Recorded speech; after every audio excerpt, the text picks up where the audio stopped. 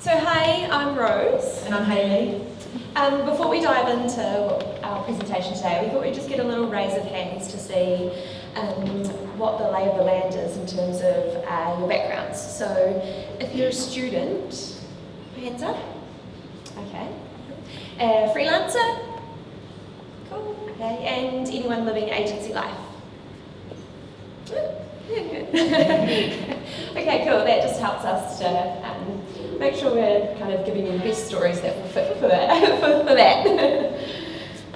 Okay, we'll crack on.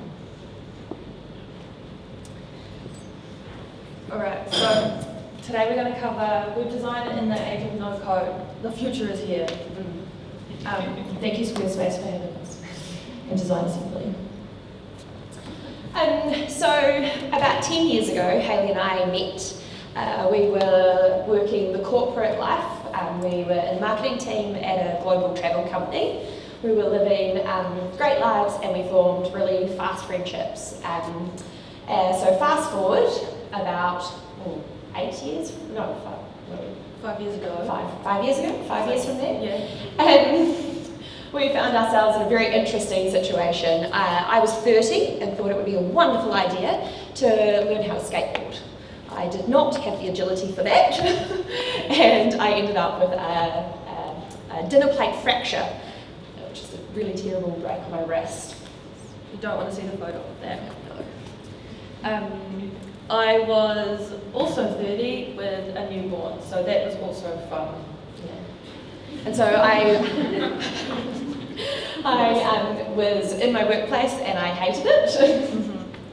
So what did we do? We drank copious amounts of margaritas, wines, and we cried. And we think, what can we do to change this? Yeah.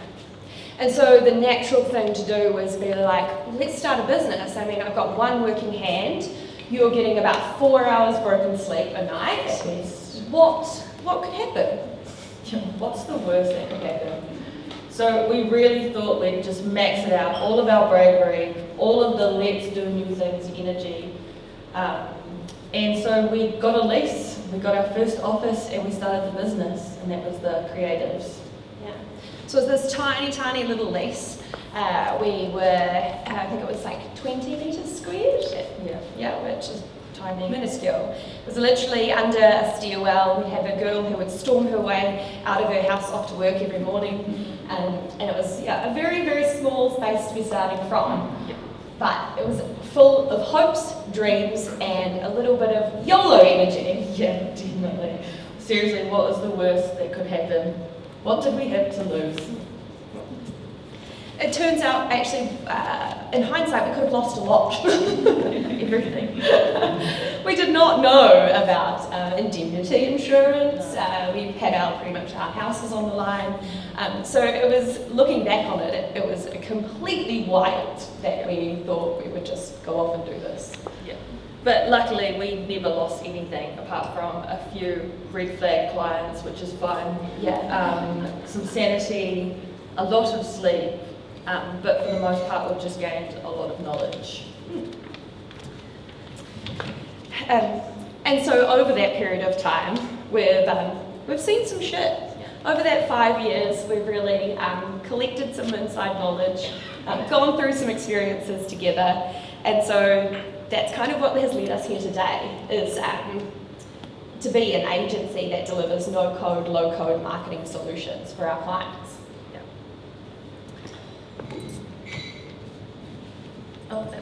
We just made that before.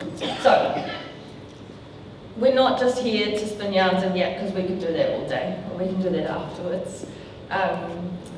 We're here to share what we call our shitstorm lessons, and how that has shaped the belief of our business, how we do things, and why we truly believe in low-code, no-code solutions in our agency.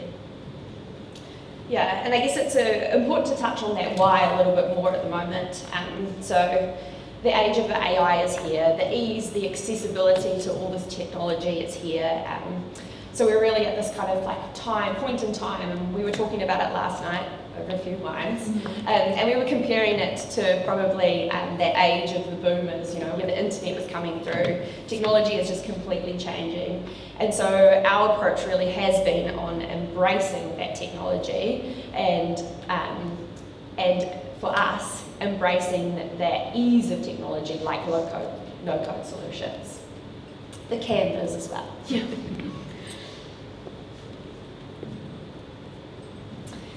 So shitstorm number 1. So this was a really, when we started out, we were doing what we knew, which is what everyone does, right? We all start out, we all do things exactly how we know.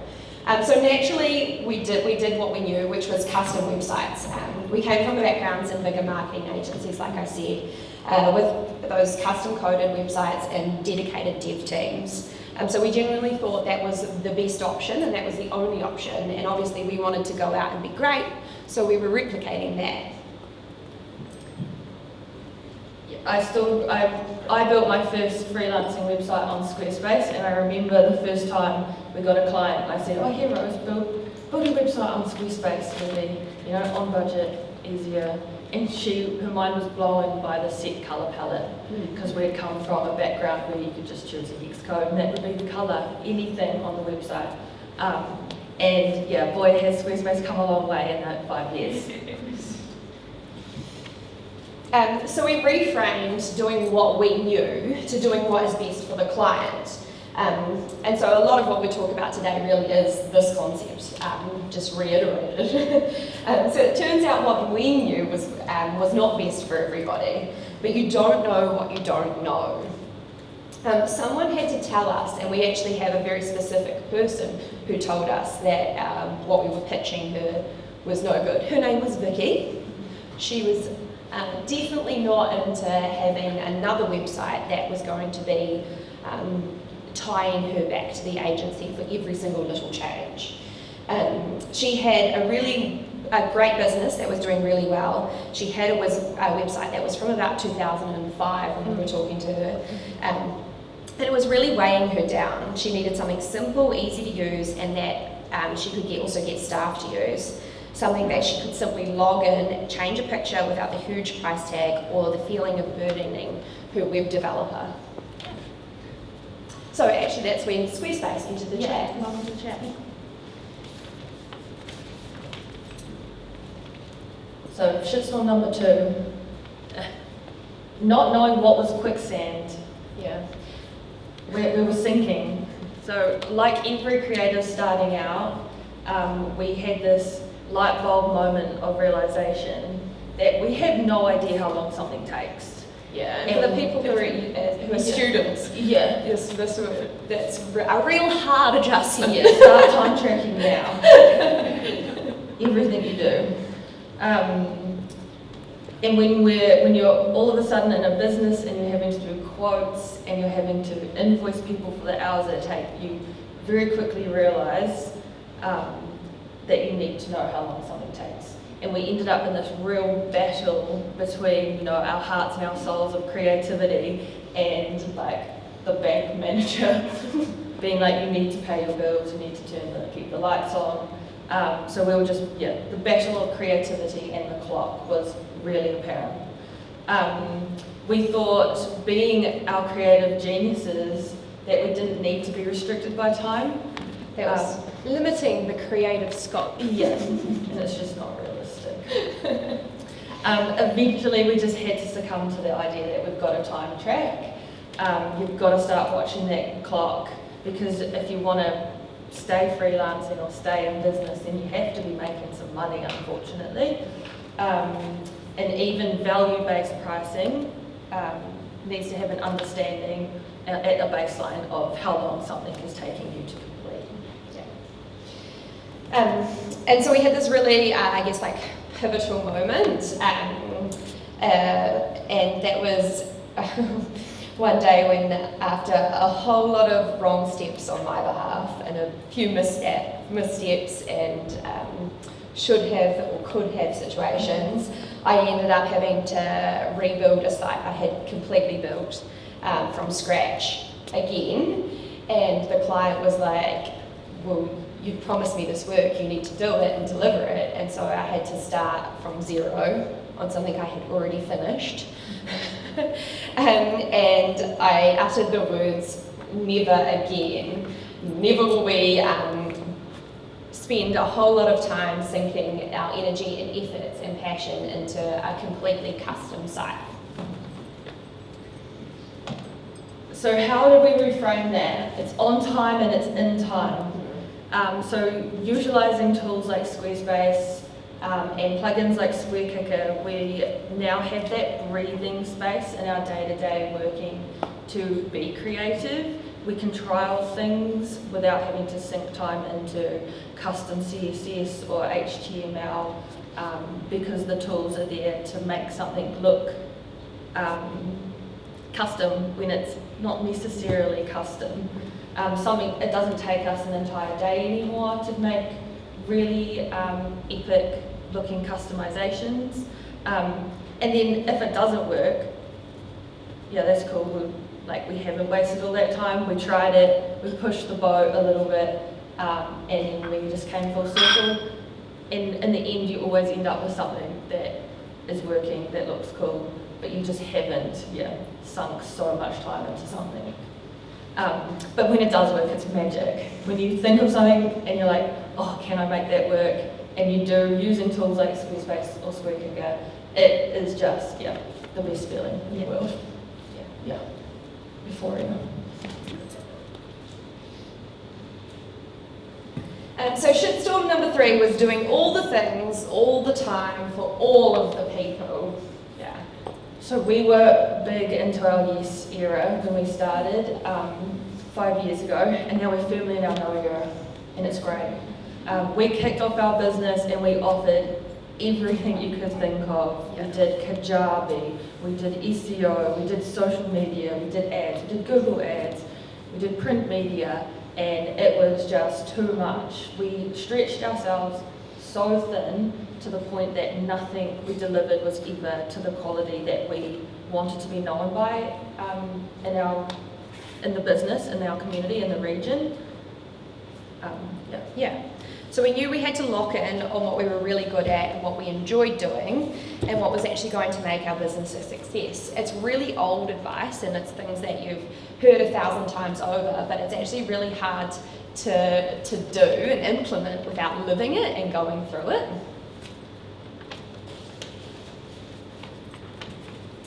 So it was the fear of not being able to put food on the table or pay the bills or keep those lights on, and it's so deep in your soul and that you sell your soul to the devil, and you forget the joy in what you're actually meant to be doing. So for us it was really coming back to that, what is bringing us joy. And how we reframe this is that we keep it simple, stupid. You'll probably watch people on TikTok or Reels talking about niching into industries, and we honestly struggled with that. We love to work in a widespread variation of industries, so we kind of flip that. We're like, we don't need to niche into an industry like a tradie or a hairdresser, but we can niche into our product, and then that's what we did. We niched right into our low-code, no-code solutions. And it was the game changer. That's what took our agency from a duo, Rose and I, to a team of seven incredible creatives that are working in these spaces for our clients every day. And niching into this low-code, no-code space, it really gave us the energy to actually implement what our clients needed for their businesses to make it a success, because ultimately that's what we're here to do. And that leads us very nicely into mistake number 4. So shitstorm number 4 was trying too hard to be cool.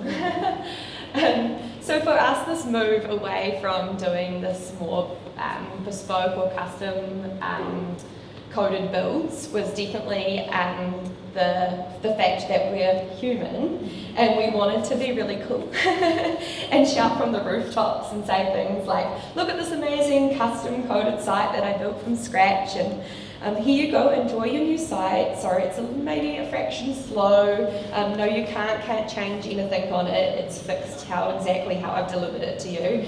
And yeah, it can be a little bit confusing, maybe that parallax scroll, but it looks really, really pretty. Yeah. So yeah, we had to let go of this idea of being able to say we've done this completely on our own by ourselves, coding from scratch. Yeah. And so we reframed that. We're not chasing the fame. We don't need to be the cool kids on the block. We needed to do what was right for the client. So when we stopped and started thinking about what it was that our clients actually needed, they needed a website that was going to convert their customers, generate leads, actually market their business without being confusing or overwhelming. We found that giving them something functional and easy and that was actually doing right by their business was actually way more valuable to them than us peacocking around with our big bougie websites. We need to give the people what they wanted. Business owners wanted control, they wanted something that was going to work, and the answer to that was Squarespace. We were actually one of the first agencies in our region to openly advertise or market that we were Squarespace designers. It was a really kind of new thing for our community especially. We've got lots of agencies that have been there for decades. And so we really felt like that was what we wanted to advertise. People wanted to know that Squarespace product that they were getting for their website was going to be the easiest thing for them, for their customers, and is going to work really well for their business. And now we have, funnily enough, quite a lot of our competitors have actually come on board and now also saying that that they're pushing the Squarespace solution. So it's been a really interesting kind of like circle to watch. And like all things, it's a compliment.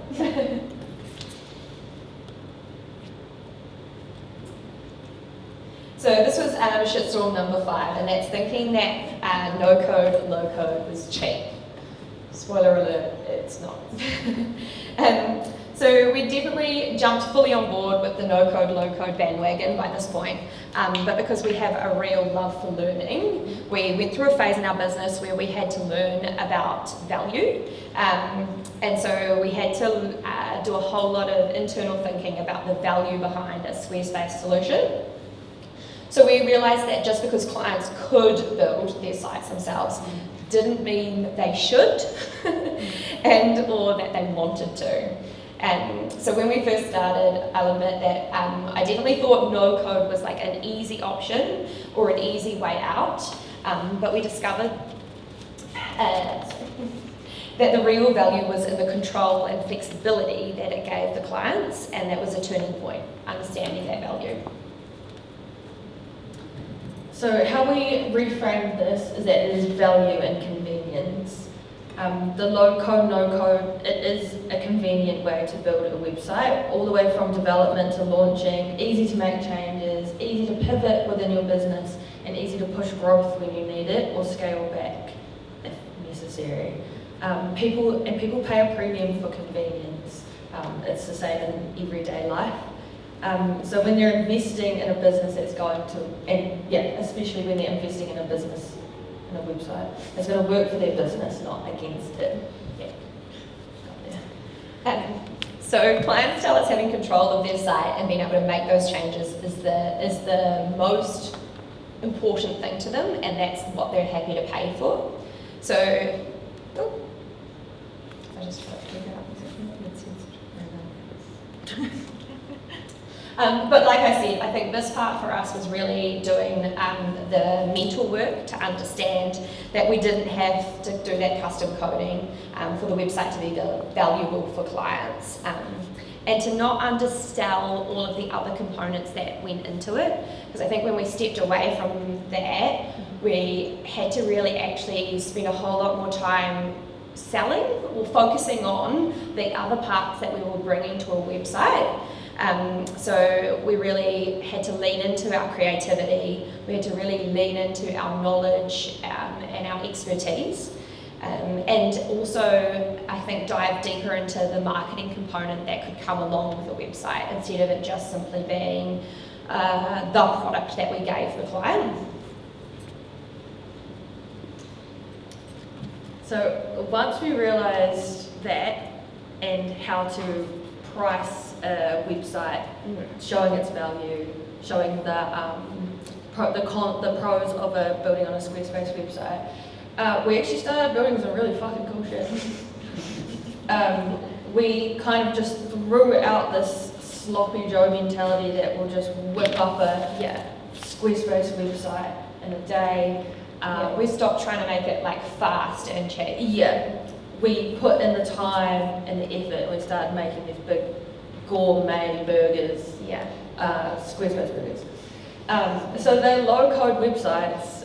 We often just use the Fluid engine, drag and drop. We might add in a couple of plugins. But they don't look like low-code websites. They look like a premium product, but it also has the ease and functionality. Yeah, the ease and functionality for the customer to be able to make those changes. So our final shower thoughts here. The robots. You guys are probably thinking, and we touched on it a little bit at the start, that the no-code, low-code looks like it could be a big mistake with the rise. We've actually had people tell us. Yeah, we're going to get blown up by AI. Yeah, what are you going to do when they take over? I don't know. Be like Will Smith and and so, definitely we understand that there's this huge change. But what we come back to always saying is that change is here. People have access to those tools, like we were saying at the start. And so that low to middle market is definitely being eroded. We've all probably got a friend or a business partner or someone who's like, oh, I just, we made my logo on ChatGPT. Yeah. Here's a PNG. And can't you print that? Blow it up. Yeah, I need it on the side of my building. Make it bigger. So the mistake we never want to lose, and is losing sight of our creativity. With the rapid explosion of what AI is doing, and ChatGPT and Canva, AI, and all that stuff, and the downturn of people wanting these big custom bougie sites, they could just go on Fiverr and get a logo. So what are we going to do to differentiate ourselves from people being able to go and do that? What will an agency like us that is bringing the low-code, no-code to the table, what do we have to offer? Yeah, and so that is creativity. It is like the most innately human thing, and it is what we really think kind of elevates the sites that we're building, is bringing that creative element and question to everything that we're doing. And it's about building that connection, right, and fostering those beautiful moments within the sites that we're making. So there's a few things in there, but we thought we would jump straight into how we embrace creativity in our everyday life and in our agency. Yeah, so we actually scribbled these down again while we were at dinner last night. How do we embrace creativity? So we've got Kate here, our videographer, and actually the first thing she said was 4-day work week, which has been a huge shift in our business to give our team their work-life balance, have that day to go and do a course, do a workshop, go and draw some art. Sit down and do your assignments for whatever class you're taking and things like that. Just gives them the space to seek out knowledge, to do things that brings them joy, and that in turn makes them more creative and productive at work. So that was number one. We love to have fun. If you all follow us on TikTok or Instagram, you'll see 80% of our reels are us just being Silly, having fun. Goofy. Sometimes you just need to shake it out, make a silly little video, then sit back down on your computer for 8 hours. That probably leads very nicely into our culture. We run pretty much a full tank of Coke Zero every day. Free coffee. Free coffee. I think someone was saying about free coffee. Feels workplace. Yeah. Salad Club Tuesdays. We really pride ourselves on our culture. We want our team to want to come to work, to want to be creative, and to want to do cool things for our epic clients. We give the time and space to explore. We're always saying, go out and do something. Like get out of the office, go and take some photos. I don't know, go and draw a pastel on the concrete, let's get the texture. I don't know, just get out, be creative, not chained to our desks as much. And that's probably I nice. think, that's a great way. I think a lot of people can fall into the trap of using, I think when you open up Squarespace, for example, and you, as a low-code, no-code option, you can fall into the trap of wanting to just run straight with a template, and that sometimes can limit how you're approaching your creativity or bringing your own spin into it. And the possibilities are limitless in terms of how you start to think about utilising that platform, because you can go out and create a whole custom background series that you've done by scanning the concrete for your concrete company that you're building the website for. You can really bring those creative touches to it. And I am known in the office for just pushing out a absolutely blank template into Squarespace, which gives the other girls chills sometimes, but gotta start from completely blank. I think. I've got a question. So you migrated to using Squarespace more. Did that come about organically, or did you do some research and some due diligence, or was it just something that happened on a day and you're like, yeah, let's try this? Yeah, well, we were trying to actually think what the actual first moment was that we kind of made that shift. And Hailey was the one that kind of boarded into the agent board, to me at that point. And it was just a real natural progression from there. But can you recall a really pivotal moment where someone introduced it to you? No, I think when I was freelancing, I just knew not to use Works. Sometimes it's the best way, right? You know what you don't want.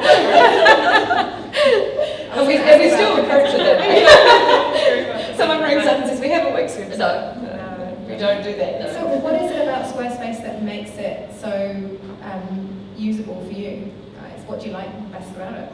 Well, I guess that is really it's less about us, right? It's about how it is for the client. They find it incredible. So for them, that's, and that's what we're here for, is to give it to them. Yeah, I think when we first started and we were building websites, we put clients on these maintenance plans, right? So they could just email us with any little word that they needed changing. And then as the economy changed, or we started working with more empowered business owners that wanted to be doing that themselves, that we saw that kind of just drop off to the side.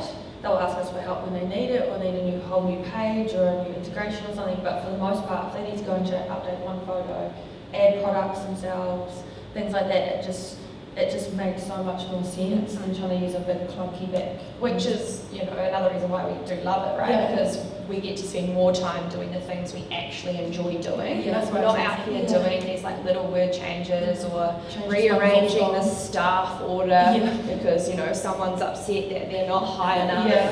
And we don't have to muck around with that stuff because it's not the things that bring us joy. Yeah, and I think even in the last 2 years since we've got a fluid engine designer on Squarespace, it's just absolutely changed the game in terms of how you can do things, where you can layering aspects, having scroll, it's come so far. And every time we find something new, the other day we lost it, but you saw you can save sections. across your whole account now, not just to the site. It's amazing. Fantastic. I think Hailey, you do need to get out more. I actually do. To make the office to get out more, I think we need to send I am the problem. Anyone else have a question?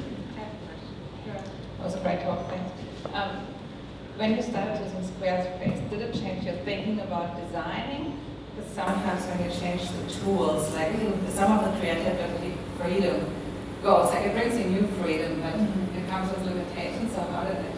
Well, I think that's exactly right. Sometimes, like when you do have limitations put on you, it actually you have to start problem solving and being really kind of like curious about, well, how could I solve that? How could I do that? And so I think, really early on, probably it did change how we were thinking about design. I think that it's come such a long way that really now we feel like there's probably not much that we can't do or we can't achieve, particularly when you layer in other tools that you can use to get those kind of experiences or designs that you're looking for. And I think we used to like lay up a page, a home page in Illustrator or whatever, and we'd find we have these big ideas and like, and then the client would approve it, and then we'd be like, wow, how are we going to make that a reality? It happens less now, but we definitely had some times where that happened. So quite often we will start in Squarespace, even at a branding level, right? Like even sometimes when we're doing someone's branding, we will start with Squarespace so that we can make sure everything's going to work together. Yeah, and then we can send that to them and be like, this is what the website's going to look like. And then we've already done some of the work. So it's, so sometimes starting there, and we always have like just a test dev site sitting there that you can test anything on, just to make sure you can do bits and pieces before you promise them to people. But definitely with the Fluid Engine now, you don't hit as many roadblocks. Hopefully that kind of. Is there anything specific? Hi. I was wondering, when did you ladies know when to scale your business? Like, what did that look like? Yeah. I know people don't really like to talk about money. We love to talk about that. We're an open book. Yeah. And I think we're an open book because, like, we did find that experience really isolating, and when we were going through it, no one wanted to talk about it with us. And if we did talk about it, they kind of played us down like, you girls, your little hobby. It's real sweet. Our accountant actually calls that. The point for us, I guess, was we hired our first staff member who's still with us today, Kyra. She's incredible, super talented, love her. She's holding down the fort for us in the office. But I think it really for us was we were just simply maxed out on workload. So we knew we either had to say no, or we had to take the risk of paying someone's wages, and we did it in a really achievable way to start with. We brought her on part-time, and then we scaled as we felt more confident with that, and I think that's a really great thing to explore when you're first looking to bring someone into your team. It's like, well, how could I do that in a way that makes it feel really safe and secure for me, so that I'm setting it up to succeed. And we also very similarly both had babies in the last 5 years, which I forgot that. Push that memory down. But with us both coming back from that kind of really put a little fire in our belly. There's nothing like being at home on maternity leave to really make you be like, well, for us anyway, to be like, we're going to the next level. I'm going to use my brain for something that is not nursing and singing like songs. So that really pushed us. Mostly it forced our hand first when Rose went on maternity leave that we had to hire, and then that's how we hired Millie. That's how we got our first full-time graphic designer. That kind of we knew we could do it. I think after that day. I think like taking that first step. After you've done it once, it starts to feel so much easier. It's like anything. It's because it's new and it's scary and you don't know a lot about it. But once you do it, you're like, I've got this. It's fine. And then about once a year, we're doing it at the moment, we panic. Yeah. And we're like, we need to hire again. Yeah. And then we normally do. Yeah. Yeah. Because and I think as a business owner, you start to spend more and more time on client work instead of working On the business. And So you get trapped. You can really easily get trapped in cycles yeah. of being like, well, I need to free my hands up to work, and then being like, oh no, the business. So we're in that at the moment. We're doing too much client marketing at the moment, and we need to get back to doing business stuff. So we need someone to take stuff off our plates. Yeah, we do that once a year. Then we'll be good for 6 months, and then we'll do it again. Yeah. Thank you, that was really helpful.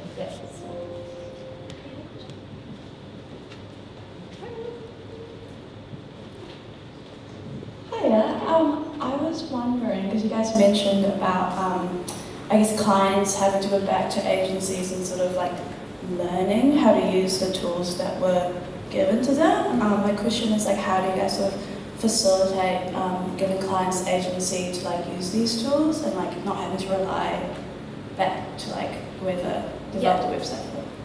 Yeah, so as part of every, we work in packages, so as part of every package that we sell, no matter the biggest one or the little baby one, they'll get some form of training with us, one-on-one, where they come into the office and we try not to overwhelm them with information. For a lot of time they'll just be like, oh, I probably only want to do this one thing or these two things. And so we'll actually sit there and go specifically through the things that we can either assume or they've told us are going to be what they want to change on the site. And we're also big fans of a little catalogue of videos. So over time we build up a catalogue of videos, and when we share them with clients, if they're like a reoccurring question that they're going to have. If it's a bigger build, then we'll probably make them like a custom video. Lovely little faces. Send that off to them so that we can say, and please refer to this. And it saves them having to ask multiple times and us having to answer. Thank you. And also, I should say, the great thing about it being a bigger platform like Squarespace, right, is that they feel more confident in Googling it as well, or like looking up some like YouTube videos and things like that, depending on the demographic of who the client is. So around Google.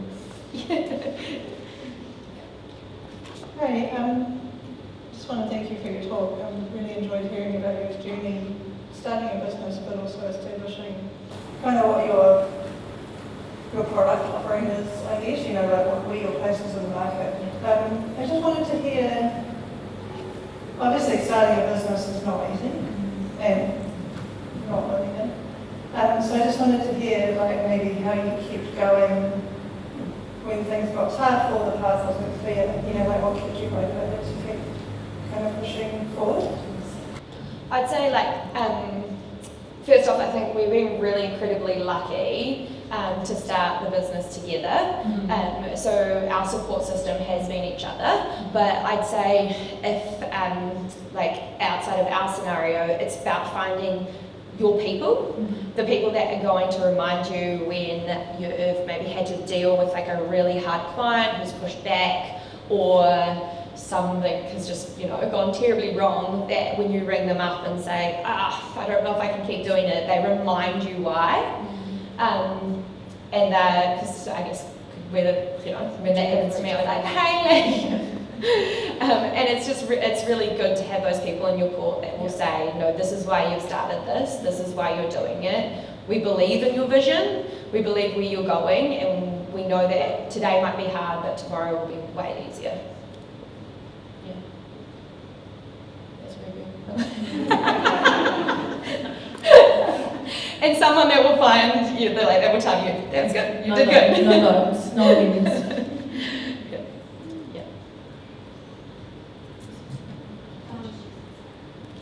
When you were like promoting yourself, what did you find was quite a successful way to do that? So we have probably relied very heavily on social media, and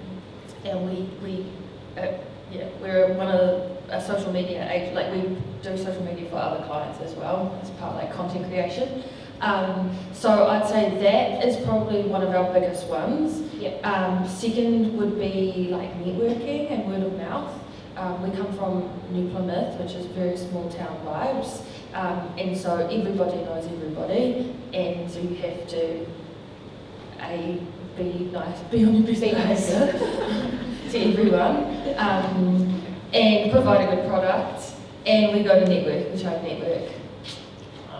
Once a quarter, maybe. I think for me, like, just going into situations and not trying to like overthink how you might be perceived by people as well, like letting go of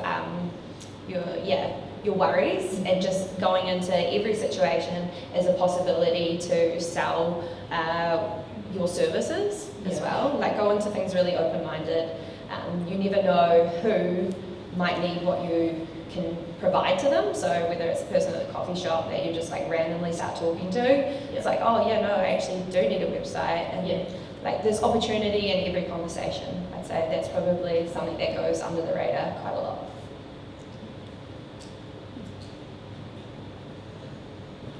And a good website. Oh yeah, and a really good website. Having a great one. Do you guys ever struggle to come up with unique ideas for your websites? Considering you work from templates a lot of the time. Yes. Do you feel like you're repeating yourself? Yes. So, yes. Great question. So 2 things sprung to mind there. But the first one was we were going through a period where we'd done quite a few back-to-back websites, and then one of the girls was like, you do realise that's the same colour palette that you've put there, just in reverse. And I was like, oh, I do like green. So yeah, it is really easy to fall into that trap, but I think peer review is really helpful in terms of kind of like calling you out on that.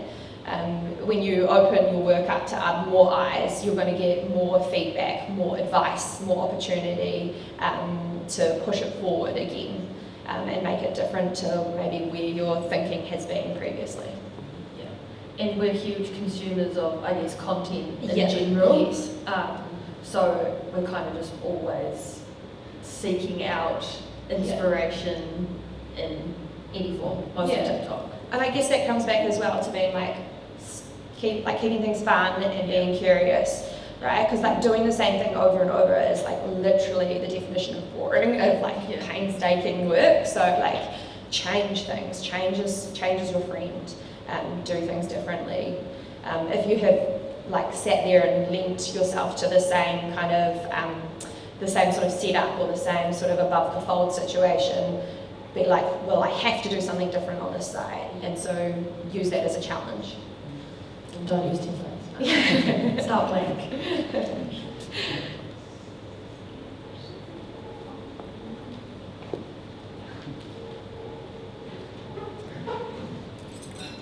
Hi, when you're hiring, are you guys looking to find people who have prior experience with Squarespace, or you're finding not many people have it and it's just pretty easy for someone to pick up? Yeah, so that's a really great question around hiring. In terms of from our experience of hiring staff, what I'd say is far more important than your experience is your soft skills. Mm-hmm. So your ability to go into a room and hold a conversation with people, to Google things, use initiative, to be true to your word. Those sorts of things are actually far more valuable in today's workplaces, I think, because I'm going to make an assumption, you're going to be really good with technology naturally, and you will pick it up. So those things that are outside of the actual technology are more valuable. Your drive to be creative and do things a little bit differently. Sorry. We can teach. We can teach platforms. Lots of lovely questions, guys.